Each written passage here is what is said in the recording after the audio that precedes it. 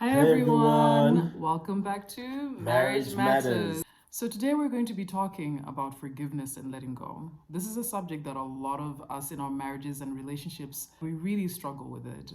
And I think it's time to uproot the issue and just move forward so that we can have better relationships, better marriages with each other. When it comes to forgiveness, the problem that we have this issue of having an idea of how the person should be, and then when they don't meet up to that expectation, we feel like, cool, how far? And then we get more offended by it because we've made up this idea that this person should be perfect, and even when they don't do it so great, there's a way they should apologize. And I think we need to move away from that because we end up rejecting even the sorry that comes from them. And I used to do that a lot with Mr. C. So I think if we can find a way of understanding that the word even says offenses will come, for the stumbling blocks are necessary to come, but woe to the man by whom the offenses come. You find that in Luke. The best way to prepare for an offense through being Christ centered, and maybe Mr. C can touch a bit more on that. So I think being Christ centered, a big part of it is it helps define your values and your beliefs. So God will kind of let you know straight away that you shouldn't be in a position where you're holding on to things, or you shouldn't be in a position where you have unforgiveness in your heart or your heart is hardened, because that's not the example that Christ gave us when he was here on earth. That's not the example he left for the disciples to teach. It's not what's taught in the Bible. So if we're trying to live a Christ-centered life, or if we're trying to live a life that resembles even remotely what Christ did for us here, then a huge part of that is love.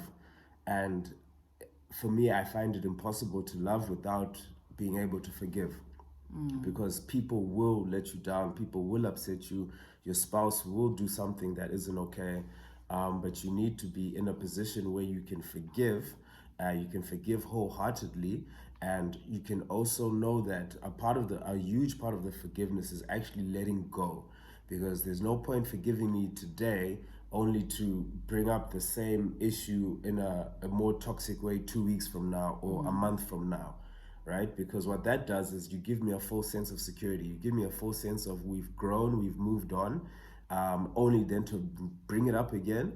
And it just kind of disables whatever progress we would have made up until that point. I think for women, the reason why we end up seeming as if we continuously keep bringing something up is when we have an argument. For example, you and I, sometimes we can get to the point where we can talk about something, and because we've spoken about it, you feel as a man, we've discussed it, right? But I'm still harboring all these feelings, hurts, that they're not gone. So my process of healing maybe is to talk about it on numerous occasions, not just that one time.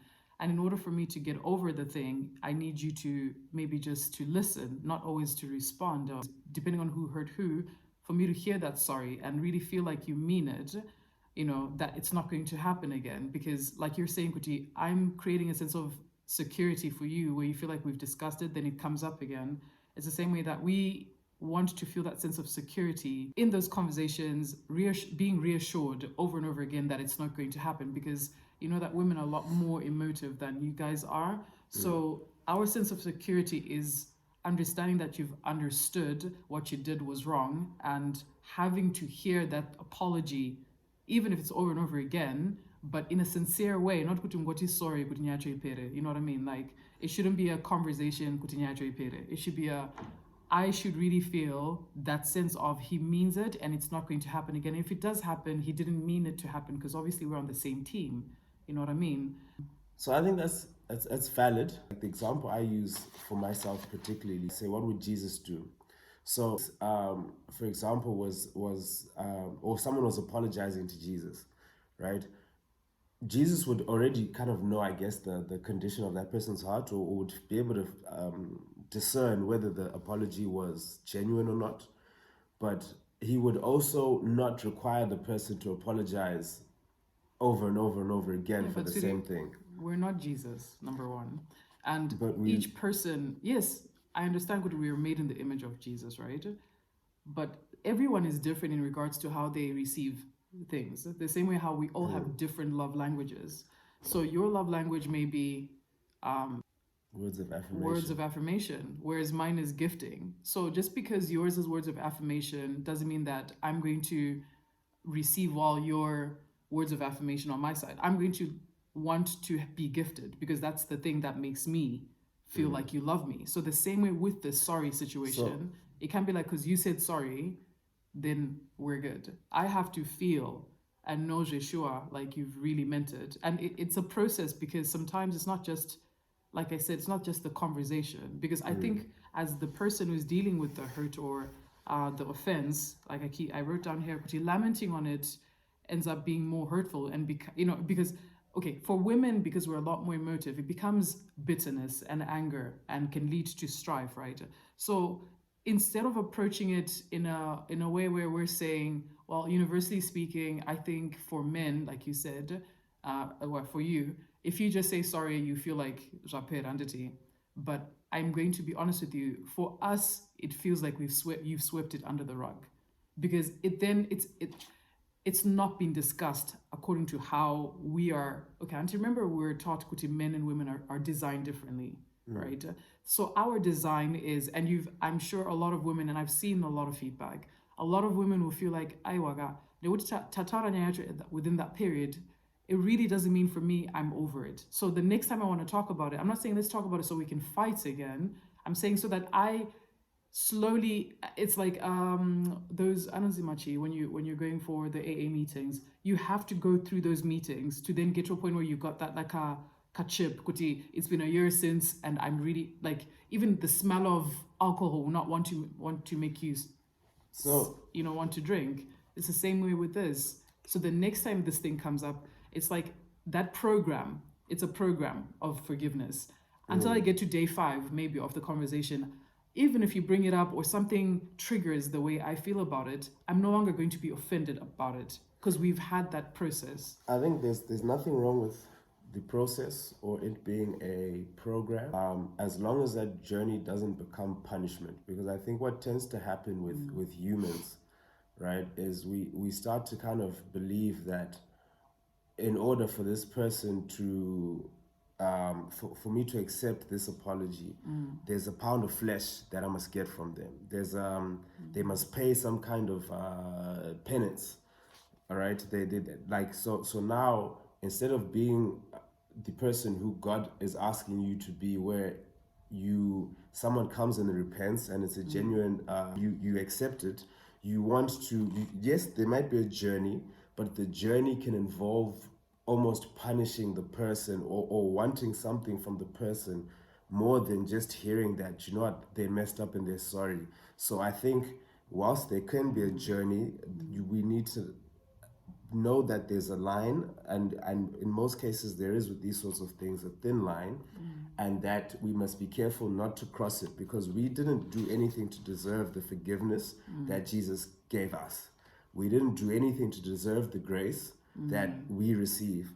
And if we're trying to be Christ-centered, and if we're trying to be Christ-like, right, then we should have those same beliefs and value streams, and be able to not only hear them or praise them in church, or when you're in the group setting, but in real life situations, which is with your spouse, with your husband, with your wife, be able to now put the tough things in practice.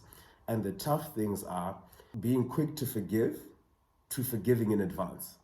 That's the journey that I'm currently on, because I feel like if I'm trying to live my life in resemblance of Christ, I should be able to get my spirit and my soul and my mind and my body to all align with that kind of love, or that kind of embrace, whereby you've conditioned your heart in a way that I'm not going to carry around the burden of unforgiveness, or anger, or bitterness, because people are going to hurt you.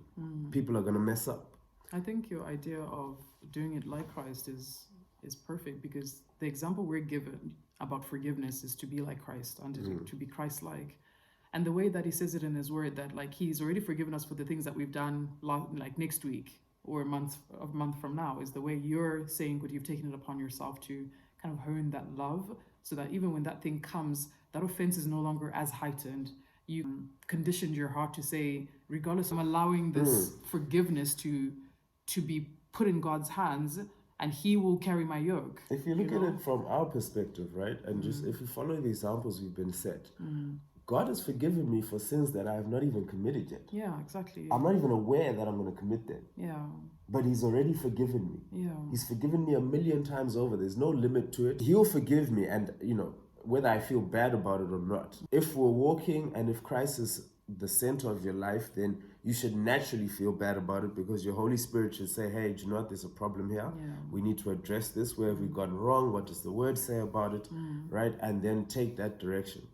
So this is why I feel like this topic of forgiveness and letting go needs to be our understanding, first of all, what God's love is and what that means, right? And when you understand that, you then kind of start to understand that, okay, well, forgiveness is a massive component of love. We can't walk around claiming to love one another, but have a grudge. God says, before you come to the altar and present anything to me, if you've got anything against your brother, go back, reconcile, and then come back and give me your offering. Right? So he's saying that reconciliation is more significant, I guess, in that instance than us going to present our offering to him. Right? And we serve a God who loves praise. We serve a God who loves worship. Right? So if he's saying that that's more important than the offering, then we need to actually really understand that this issue of forgiveness, this issue of letting go, this issue of, I'm like this because I grew up like that, or I'm like this because these people were in my life. It's no longer an excuse. Like once you're renewed in Christ, right, we need to renew our minds, which means we're also renewing our hearts, right, to do the right things.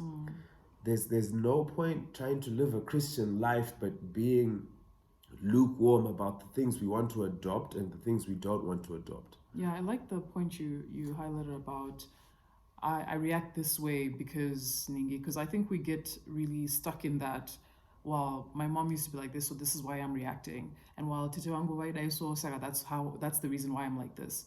These are chains, these are generational chains that we need to break. I used to react that way, where I'll be like, well, Ningina Nigi used to do this, so that's the reason why I'm like this, or my past brought me up like this, so this is how I'm like. I would really harbor and hold on to all those things in my past chains. Those I brought them into our marriage, and I'd a lot of the times be very harsh in regards to the way I would respond, in the way I would even think, because I'd be like, we wanted somebody to say, you know what I mean? Like, I'd really not even put you to thought in regards to how am I responding, how is that making you feel. It's like I need to make my point known, and whatever you feel after that doesn't matter. And it's a consequence to me, because at the end of the day, I can't take those words back when I'm now sober-minded, when I'm now calm.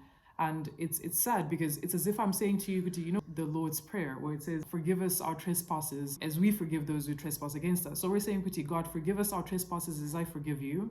Is that how we want God to forgive me? So forgive us our trespasses as I forgave Ningarandi Chadzrane Zuro. Is that the same measure that I want God to forgive me? Once you put that into context and say, wow. So when I'm saying, God, forgive us our trespasses as we forgive those who trespass against, you're throwing yourself under the bus, because you're saying, God, Israel, the way I forgive everybody else is the way you should forgive me. Because that's the Lord's Prayer. As we forgive our debtors. Like, how are you forgiving people? How are you forgiving your husband or your wife or whoever it is that did something wrong to you? Because that's the same measure you're asking God to forgive you. Just have that in mind when you're saying the Lord's Prayer. If you've ever thought about it, if you haven't, then process it. It's deep. And once we start realizing that these things just create more problems for ourselves, not even for the person you're even hurt over, you're the one who's going to stand before God at the end of the day. Your salvation is yours alone. Yes, you may be one in a marriage, but it's not like going to be like Tanaka and Vanessa Marite on this day. It'll be Vanessa Arete. Tanaka, what did you do? You know what I mean? So I need to account. The word says, could you be accountable for every word that you speak? So when you're arguing and you're fighting and you're shouting, yes, those F words and those whatever words will come out of your mouth, but end of the day, it talks about scales in the Bible. You're putting more weight on that scale, on the words that you're saying every day. So it says, quick to listen, slow to speak. I love that you say that, because just yesterday, listening to one of our mentors, he brought up the issue that your words are very powerful. Absolutely. Right? So if you go around and you're saying, you're always so rude, you're always so dismissive, right? You need to understand that that's exactly what you are planting into your spouse's life, and that's exactly what they're going to be and continue to be, because that's what you're reinforcing, right? That's what you're planting the seed, you're watering it with your words over and over and over again, but you're expecting some kind of magical harvest of someone who's loving and kind and patient, right? But if you speak those words into your spouse's life, even if he's not being that, or he or she is not being that way, right? But you're actually praying for a loving husband, a kind husband, and every time you see him, you can really be kind sometimes. It surprises me, right? Just off kill him guard. with love, kill him with Exactly, sweetness. right?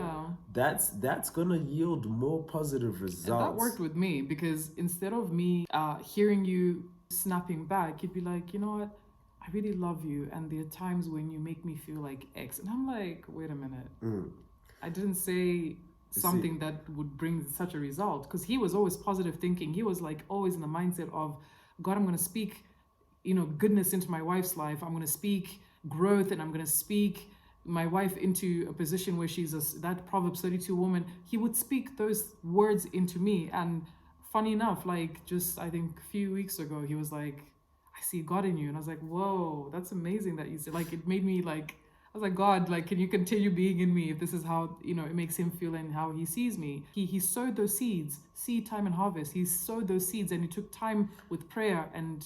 Correction. God's grace gave me the ability and the wisdom to be able to sow those seeds, which helps then bring out whatever the best is. But it was your choice. But it was your choice. You didn't have to choose to be loving and kind when I was being crazy and manic. You know what I mean? You could have chosen to be like, okay, you know what? I'm gonna meet you. You're here. I'm gonna meet you over here too. You know what I mean? But you didn't. You were like, God, I'm going to be Christ-centered enough to be aware that when the words I say, even in the times I'm hurting, can also change who she is. You know what I mean? Well, that said, all praise to our Father and our Lord above. I mean, it's a huge topic, guys. I think this is the kind of thing that people do entire series on. People write books about. I think for the guys out there, I know it can be tough. I know that we don't express ourselves as much. We deal with a lot more pressures than we, care to disclose, right? But the two things that have really worked for me, it came from Joyce Meyer. Let go and let God, right? Sometimes it's just too big. It's too, if it's at home, if it's at work, if it's wherever, let go and let God. Right? You let him be the driving force in your life, and you'll find that because his intention for you is love and grace and prosperity and joy and all these beautiful things. And the second, which is one of my favorites, is master and conquer all evil with good. So no matter how much evil the world throws at you, light always overcomes darkness.